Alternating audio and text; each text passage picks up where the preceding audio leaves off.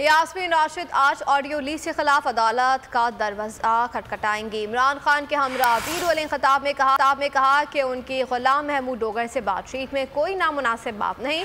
खातून की call record करना और रिलीज करना इंतहाई घटिया और शर्मनाक बात है। कौन सा कानून फोन टैप करने की इजाजत देता है?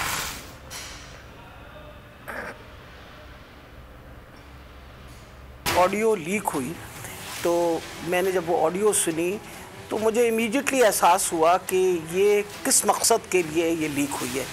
वजह ये थी कि मैं पिछले 4 माह से खान साहब की जो JIT बनी थी, खान साहब पे जो कातलाना हमला हुआ था, उस JIT को फॉलो अप मैं कर रही थी। तो इसका कन्वीनर जो थे पर साहब थे, जो CCPO थे उस वक्त। हाई कोर्ट का ऑर्डर पता चला कि जी हाई कोर्ट ने CCPO को दोबारा लगाया है, तो मैंने मुनासिब समझा कि मैं CCPO से पूछूं आपकी अपॉइंटमेंट हो गई है, जिसके अंदर कोई ऐसी बात नहीं पूछी गई।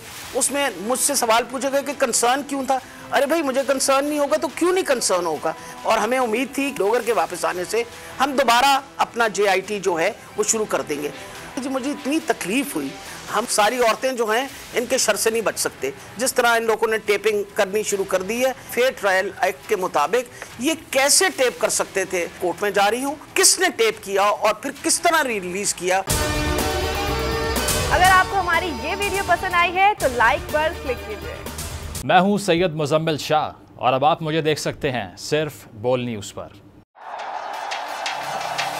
जिंदगी एक मैदान है और PSL 8 में हर टीम को छूना आसमान है।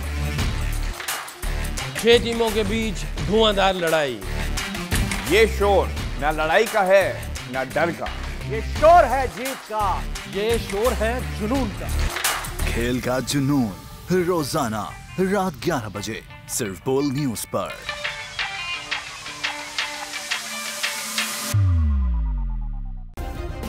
सब्सक्राइब करें और बेल दबाएं ताकि कोई खबर रह न जाए।